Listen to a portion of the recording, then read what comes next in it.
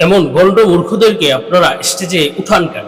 এমন গণ্ড মূর্খদেরকে আপনারা মাহফিলে দাওয়াত দেন কেন? কিছু পয়সার জন্য এ সমস্ত ক্ষমতাধর ব্যক্তি যারা ক্ষমতার দাপটে সবসময় দম্ভ করে বেড়ায় এবং যারা সবসময় ক্ষমতার দাপটে ধরাকে সরা জ্ঞান করে এবং আলেম ওলামায়ে কেরামকে যারা নিচু মনে করে এবং তাদের কর্মচারী মনে করে, তাদেরকে আপনারা এই মাহফিল কমিটিতে রাখেন কেন? যেই ঘটনাটি ঘটেছে সেটি বড় দুঃখজনক এবং আফসোসের মতো ঘটনা। সে নিজে, আমি ঘটনাটি দেখেছি, আপনারাও প্রশ্ন করেছেন এ বিষয়ে। আমি নিজে দেখেছি যে বক্তা, যিনি আমি নাম বলতে চাই না, তাকে অকথ্য ভাষায় এবং খুবই বাজে ভাষায় ব্যবহার করে তাকে আঘাত করা হয়েছে। সে শুধু বলেছে যে আপনি পকর পকর বা এই ধরনের একটি শব্দ বলেছে, এটি অবশ্যই সে, অনেকেই দেখেছি আবার এ বিষয়ে বলেছে যে বক্তা এটা কেন বলতে গেল, সে একজন সম্মানিত মানুষ। আরে ভাই, কথার মধ্যে, আলোচনার মধ্যে, বয়ানের মধ্যে কাউন্টার দেওয়া অনেক বড় অন্যায়। সুতরাং যে বয়ানের মধ্যে কথা বলবে, বয়ানের মধ্যে যে নিজে কথা বলা শুরু করবে, তো আপনি দূর থেকে আলেমকে কেন এনেছেন? আপনারা নিজেরা বয়ান শুরু করে দিতেন। আপনি এত বড় বুজগান মাতবার হয়ে গিয়েছেন, আপনি কোরআন হাদিসের ব্যাপারে এত জানেন যে মাহফিলে এসে বক্তার কথা বলা অবস্থায়, আলেম ওলামায়ে কেরামের কথা বলা অবস্থায় আপনার বলতে হবে, তো আপনি বক্তাকে কেন দাওয়াত দিলেন? আপনারা নিজেরাই বয়ান শুরু করে দিতেন। এজন্য এই সমস্ত বেয়াদবকে, এই সমস্ত যারা অর্থের এবং ক্ষমতার দম্বে যারা ঘুরে বেড়ায়, তাদেরকে মাহফিলে আনাটাই উচিত নয় আপনাদের।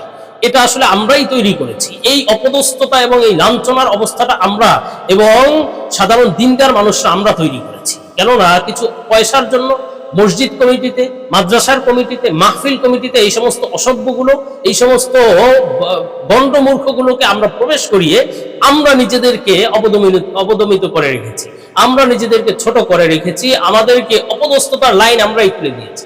এই সমস্ত গণ্ডমূর্খকে কিছু পয়সার জন্য কেন আমাদের এই সমস্ত জায়গায় নেতৃত্বের স্থানে বসাতে হবে? এখানে তো বসবে, নেতৃত্ব দিবে আলেম ওলামায়ে কেরাম, এলাকার যে সবচেয়ে বড় বড় আলেম যিনি, বড় মুফতি যিনি, বড় মাওলানা যিনি, বড় মাদ্রাসার যিনি প্রিন্সিপাল মোহতামিম, তিনি না সভাপতির আসনে বসবেন।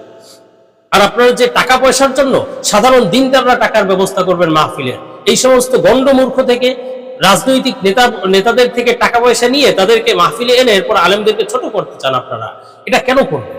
সুতরাং রাজনৈতিক কথাবার্তা, ইসলাম রাজনীতিকে সমর্থন করে এবং ইসলামের রাজনীতি অবশ্যই আছে।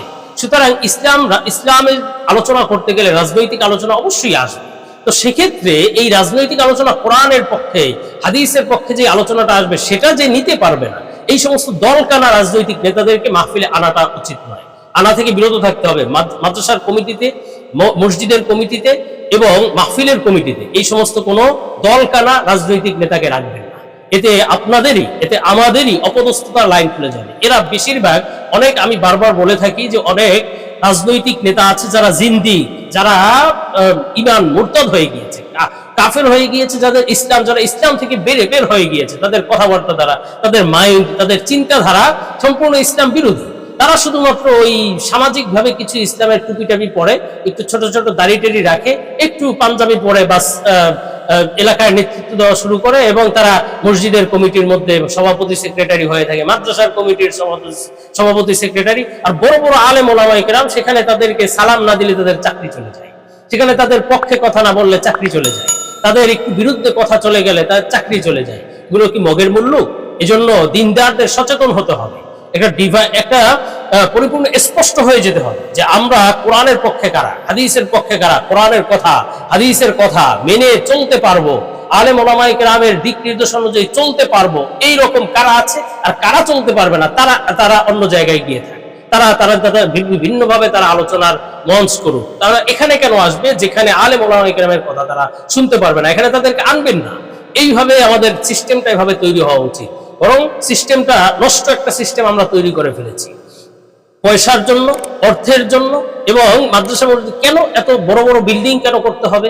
কেন দিন কি, ইসলাম কি, কোরআন হাদিস কি বিল্ডিং এর মুখাপেক্ষি? এবং বড় বড় মাহফিল কেন করতে হবে? আপনারা বলতে পারেন যে বড় বড় বক্তারা, তারা অনেক টাকা ছাড়া আসে না, আর অনেক টাকা পেতে হলে ওই ক্ষমতাধর ব্যক্তিদের কাছে যেতে হয়। কেন? অনেক যারা কন্ট্রাক্ট করে বক্তা, যারা টাকা পয়সা নেয়, প্রচুর পরিমাণে টাকা নেয়, তাদেরকে আপনারা দাওয়াতই দিবেন না। যখন দেখবে যে তাদের দাওয়াত কমে গেছে, তারাও দেখবেন কম টাকাই, অল্প টাকা কিছু হাদিয়া তোহফা দিবেন, তারা ইনশাআল্লাহ গিয়ে দাওয়াতের কাজ করবে। এখন আপনারা যেভাবে বাড়াবাড়ি করেন মাহফিলে, এজন্য বক্তারা, আলেম ওলামায়ে কেরাম যারা আছে, তারাও বাধ্য হয়ে অনেক সময় বাড়াবাড়ি করতে হয় বা টাকা পয়সার ব্যাপারে বলতে হয়। তো আপনারা এই সিস্টেম করেন, তাদেরকে নিরাপত্তার ব্যবস্থা করেন, দেখবেন যে তারাও দিনের খিদমতের জন্য আপনাদের সাধ্য মতো আপনারা যতটুকু হাদিয়ে দিতে পারবেন সেই অনুযায়ী তারা দিনের কাজ করবে। এটা আমাদের এই সিস্টেমটা হওয়া উচিত। অন্যথায় দিনকে দিন আগেও দেখেছি, 24-এর আগেও দেখেছি এবং পরে এখনো দেখছি সেই একই অবস্থা। এই জন্য অবস্থার পরিবর্তন হবে না যদি আমাদের মাইন্ডের পরিবর্তন না হয়। আল্লাহ আমাদেরকে সুমতি দান করুন।